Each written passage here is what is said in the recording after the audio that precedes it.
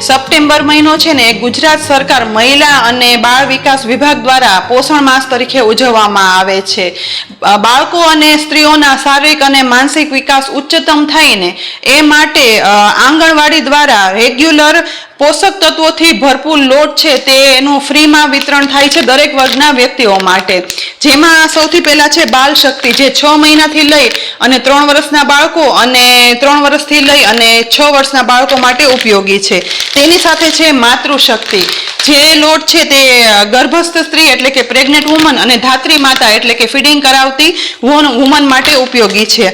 અને એ પછી છે પૂર્ણ શક્તિ, જે કિશોરીઓ એટલે કે યંગ ગર્લ્સ માટે બનાવવામાં આવેલો છે. આ દરેક લોટ છે તે અમૂલ જેવી નામી કંપનીઓમાં ઉચ્ચ પ્રકારની સામગ્રી અને ખનિજ તત્વો ઉમેરી અને બનાવવામાં આવે છે, જેથી બાળકો, મહિલાઓ અને કિશોરીઓનો વિકાસ છે તેમાં ઘટતા તત્વો પૂર્ણ થાય છે અને શારીરિક અને માનસિક વિકાસ બેસ્ટ થાય છે. વળી આ લોટ છે ને એ રેડી ટુ યુઝ છે, એટલે તમે પાણીમાં ઉમેરી અને ડાયરેક્ટ એનો યુઝ કરી શકો છો. અને એ સિવાય 40થી વધારે વાનગીઓ પણ આમાંથી બને છે, એટલે સ્વાદમાં ઉત્તમ અને સ્વાસ્થ્ય માટે સર્વોત્તમ કહેવામાં આવ્યો છે. તો કિચન સિરીઝમાં હું શીતલ, અને આજથી અમે પોષણક્ષમ આહારની સિરીઝ ચાલુ કરી રહ્યા છે, જેમાં આ દરેક લોટનો ઉપયોગ કરી અને અલગ અલગ વાનગીઓ જે રોજિંદા જીવનમાં જ આપણે બનાવીએ છીએ તે બનાવવાના છીએ. આ કોઈ હું પેઇડ પ્રમોશન નથી કરી રહી, પરંતુ ફક્ત એક પ્રયાસ છે કે ગવર્મેન્ટ તરફથી આપણને આટલો સરસ વસ્તુ છે તે ફ્રીમાં મળી રહી છે, તેનો સદુપયોગ અને સારો ઉપયોગ થાય, જેથી એક સ્ટ્રોંગ સમાજ બને. તો આ વિડીયો ખૂબ જ ઉપયોગી છે, જરૂરથી જોજો અને સાથે સાથે ઉપયોગી હોય એને શેર પણ કરજો.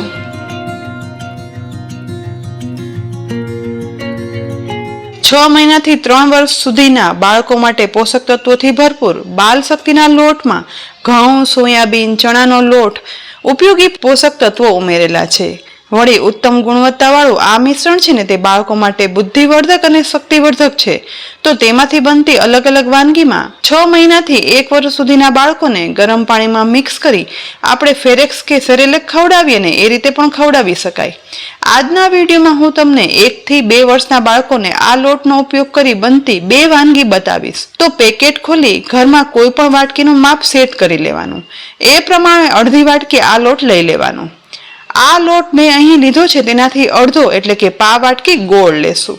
હવે ગેસની ફ્લેમ લો રાખી તેના પર કડાઈમાં સૌથી પહેલા અડધો ગ્લાસ પાણી ઉમેરી તેમાં લીધેલો ગોળ છે ને તે ઉમેરી દેવાનો અને મિક્સ કરી ઓગાળવાનો. આજે આપણે આ લોટમાંથી પહેલી વાનગીમાં શીરો બનાવીએ છીએ. પાણી ગરમ થઈ અને ધીમે ધીમે ગોળ ઓગળી ગોળવાળું પાણી બની અને તૈયાર થઈ જાય ને એ પછી પાણીને ગેસ પરથી નીચે ઉતારી એક બાઉલમાં કાઢી લેવાનું. હવે ફરીથી એ કઢાઈને ગેસની લો ફ્લેમ પર રાખી તેમાં 1 ચમચી ઘી ઉમેરવાનું. ઘી ગરમ થાય ને એટલે તેમાં લીધેલો બાલ શક્તિનો લોટ છે ને તે અડધી વાટકી ઉમેરી દેવાનો. આ લોટ છે ને એ થોડો ગ્રાસ પડતો આવે છે અને રેડી ટુ ઈટ હોય છે, માટે અહીં ખાંડ કે ગોળ જે પણ વાપરો તેનું પ્રમાણ થોડું ઓછું રાખવાનું. સતત મિક્સ કરતા જઈ આ લોટને લગભગ 2 થી 3 મિનિટ શેકવાનો છે. આ લોટમાં ઘઉં, સોયાબીન અને દાળ હોવાથી તેનો કલર આવો જ બ્રાઉન હોય છે, માટે શેકાવા સમયે પણ આવો જ બ્રાઉન રહેશે. તેથી લગભગ 2 થી 3 મિનિટ શેકતા આ લોટ શેકાવાની સુગંધ એકદમ સરસ આવવા લાગે ને એ પછી વધારે અડધો મિનિટ શેકવાનું અને લોટ એકદમ સરસ શેકાઈ જાય ને એટલે જરાક વધારે ડાર્ક બ્રાઉન થાય ને ત્યારે ગોળનું પાણી છે ને તે એકસાથે બધું ના ઉમેરતા ધીમે ધીમે કરી અને ઉમેરતું જવાનું અને લોટની અંદર મિક્સ કરતું જવાનું. અહીં આ પાણી છે ને તે ધીમે ધીમે લોટમાં શોષાતું જશે અને મિશ્રણ ફરીથી કઠણ બનશે.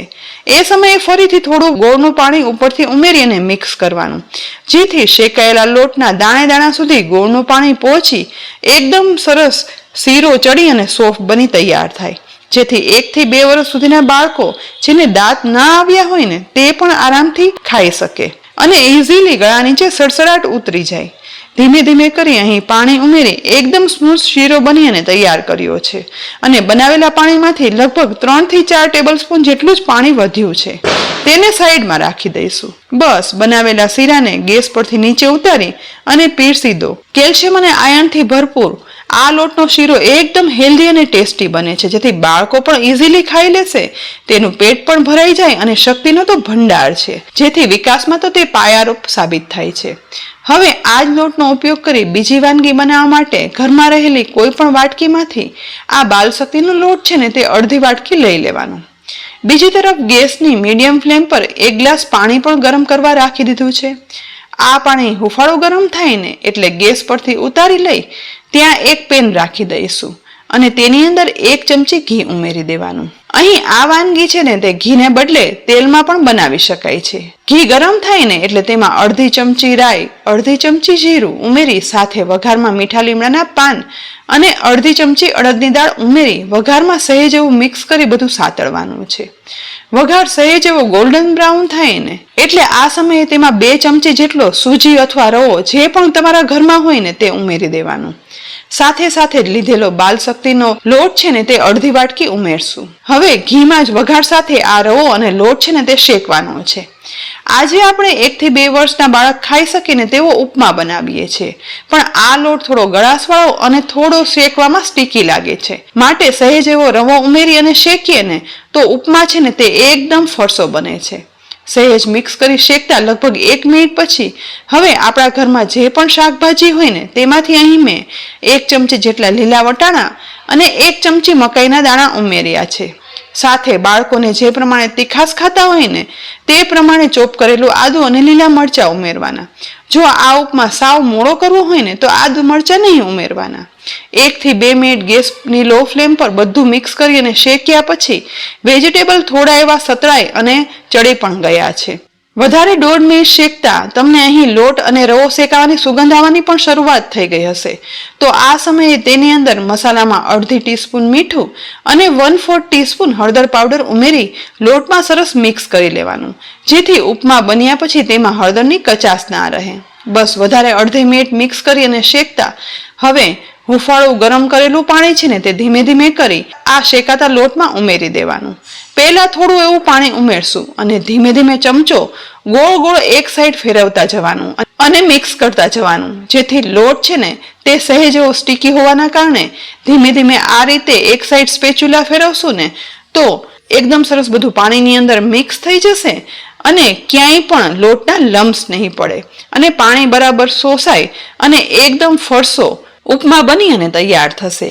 ગેસની લો ફ્લેમ પર વધારે 1 મિનિટ જ ચલાવતા હવે અહીં જુઓ બધું પાણી શોષાય સ્મૂથ છતાં પણ ફરસો ઉપમા બની અને તૈયાર થયો છે, જે 1 થી 2 વર્ષના બાળકો માટે ખૂબ જ ઉપયોગી છે. તે સરળતાથી ખાઈ પણ શકશે અને ગળા નીચે પણ ઉતરી જાય. તે બાળકોને કુમળા દાંત આવ્યા હશે ને તો પણ તે ઇઝીલી ચાવી શકશે. ગરમા ગરમ આ ઉપમા પીરસી પણ લઈએ અને છેલ્લે ઉપરથી થોડી એવી સમારેલી કોથમીર વડે ગાર્નિશ કરી દઈશું. તો આજે બાલશક્તિના લોટમાંથી બનતી 1 થી 2 વર્ષના બાળકને આપી શકાય ને તેવી 2 હેલ્ધી અને ટેસ્ટી વાનગી કરી અને બતાવી. આવનાર દિવસોમાં બાળશક્તિનો લોટ, માતૃશક્તિ અને પૂર્ણ શક્તિના મિશ્રણમાંથી બધાને ભાવે ને તેવી અલગ અલગ વાનગીની રેસીપી બતાવશું. તો આ બધી જ ઉપયોગી રેસીપી જોવા માટે અમારી યુટ્યુબ ચેનલ સબસ્ક્રાઇબ કરી અમારા ફેસબુક પેજને લાઇક કરી અને ફોલો કરી લેજો, જેથી ઉપયોગી રેસીપીના અપડેટ્સ તમને તુરંત જ મળે. આવતીકાલે ફરી મળશું નવી રેસીપી સાથે.